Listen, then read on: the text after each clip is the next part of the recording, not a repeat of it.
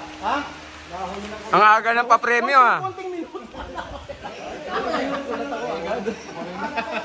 So yan, thank you Reloaders Gun and Ammo Trading, Sir Kuya Ronnie, sa 100 rounds po na FMJ Magtech ammunition. Yan, Reloaders Gun and Ammo Trading.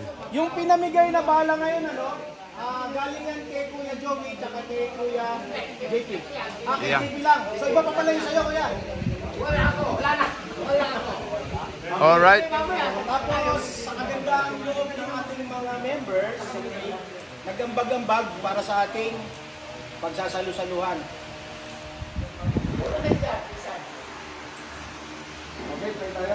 Alam ka na.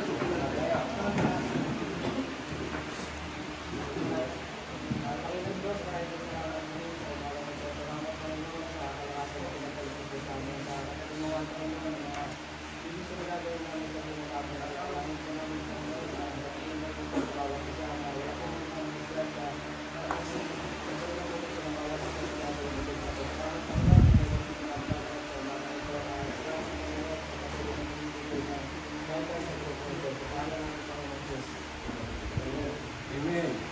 Okay. So, salamat nakadalo kayo, no?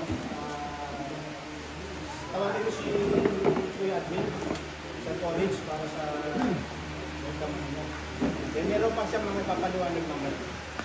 So, good morning mga kapatid.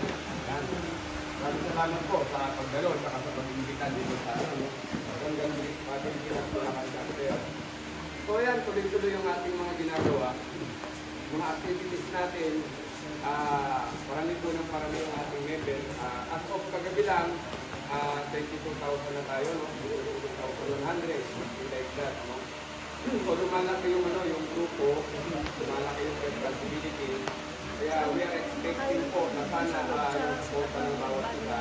Sabi nga natin sa mga like, ayun po kasi, nare-recognize na po ang Pilipinas. Gusto mo kasi ang natin? Ano sa ilalim ng lababo ng lababo ni Kevin dati na sumilin tayo. Ang pinilitan? Hanapin mo lang doon sa gilid. Papanood natin yung mga shooting incident na involving yung mga legitimate firearms owner, no? So, pangit po na sa mga Pilipinas na involved doon.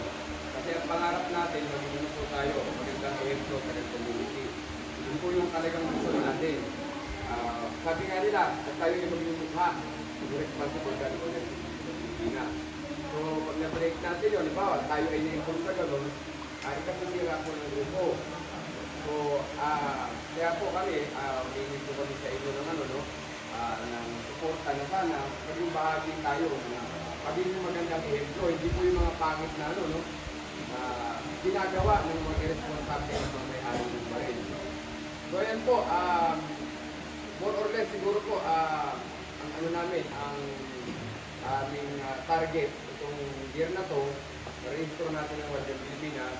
Pangalawa po, sinisimulan na natin yung programa ng TRAED. Kasi unang-una po yung talaga naman ang mission. Katulad dito sa atin, ilan ang bagong gun owner ngayon dito? First time na ba rin?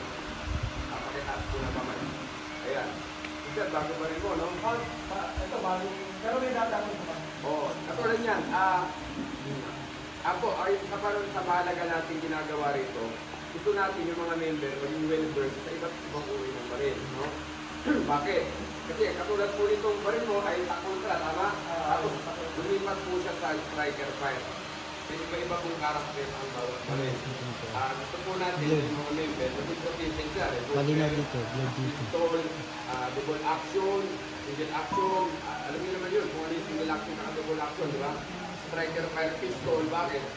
Familiarity po sa lahat ng firearm will improve our discipline. At pag kayo po ay naging pamilyar sa mag-uri ng baril, pag kayo po ay may mga kakilala na at papasok pa lang sa ganang community, matuturuan natin sila. Ang pagtuturo po dito sa Wildlife Pilipinas ay hindi exclusive sa amin. Hindi exclusive sa TRAED. Bawat member po gusto namin, kayo po, yung naman yung natutunan ninyo dito sa Wildlife Pilipinas, naiipat po natin doon sa mga papasok pa lang sa ganang community. Sa mga newbie, yun po yung mahalaga. Kasi pag i-guide natin sila, sabi ko nga po, yung mga accidental fire, yung mga negligent discharge, hindi po yung mangyayari. Kasi well-guided po yung tao, lalo po ang mga newbie. sabi natin, one of the Filipino family, elderly care. Manasakit po natin yung mga kapatid natin na baguhan sa pag-aari ng bayan. So sana po maging bahagi namin kayo. Hindi lang po kami ang thread, no? Sana nagkakaintindihan mga kasama. Lahat po ng One Gun Pilipinas ay dapat part ng thread. Ibig sabihin, tayo po ay nagtuturo rin. Nagtuturo kami sa inyo, kayo rin po magtuturo. Alam niyo, ang nagtuturo kasi, ang tinuruan, ang nagturo, gumagaling din po. Kasi every time na nagtuturo siya, gumagawa sa isip niya kung ano yung natutunan niya at nililipat niya. Kasi sa self-defense, no, alam niyo kung sino mo nagka-aikido rito. Sa aikido ganun eh, kung tinuruan ka ng technique, ituturo mo, nagkakaroon ng tinatawag na mastery. No? So, ako, I believe master, yung repetition, yung pagkulit-kulit na ginagawa, is perfection. No? Every time na ginagawa mo, nagiging parte ng reflexes mo. Nagiging parte ng everyday routine mo. Pag ginawa mo niya, nagiging normal. Do you agree, mga kasama, no? So sana po, maging bahagi kayo ng thread. Although hindi kayo instructor whatsoever, pero bahagi talaga kayo ng thread. Missionin natin yung mga kapatid natin sa ganitong minute. Okay lang po? So yun, magandang mga kasama. Ano? Yan lang.